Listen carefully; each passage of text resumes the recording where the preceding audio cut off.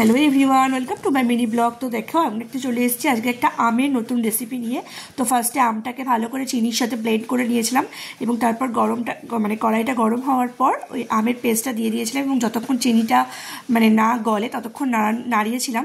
তো ভালো করে মেশানোর পর তারপর ছানাটাকে একটুখানি ভালো করে ম্যাশ করে ছানাটা ওর মধ্যে দিয়ে দিয়েছিলাম এবং ভালো করে ওই আমের পাফটার সাথে ছানাটাকে মেশানো হয়েছিল। তারপর তো আমুল দুধ দিয়েছিলাম এবং অনেকটা পরিমাণে আমুল দুধ দিয়েছিলাম যাতে খেতে ভালো টেস্টি হয়। তারপর তো এটা নেড়ে নেড়ে শুকনো করে নিয়েছিলাম যতক্ষণ ড্রাই করা যায়। তারপর একটা থালার মধ্যে অয়েল বা তোমরা বাটারও ব্রাশ করতে পারো বা ঘিও ব্রাশ করতে পারো। তারপর এই মিশ্রণটা দিয়ে ভালো করে রেখে মোটামুটি 2-3 ঘন্টা ঠান্ডা করার জন্য রেখে দেবে এবং ওপর দিয়ে একটু ড্রাই ফ্রুটস ছিটিয়ে দেবে। তারপর একটু ঠান্ডা হয়ে গেলে পরে ভালো করে পিস পিস করে কেটে নেবে। তো দেখবে এইভাবে আম সন্দেশ তৈরি হয়ে গেছে। তো খেতে তো ভীষণ ভালো লাগছিলো, সবার খুব পছন্দ হয়েছিল, অনেকটা খিরখির টাইপের খেতে। তো এইভাবে রেসিপিটা তোমরাও বানিও এবং জানিও কেমন হয়েছে।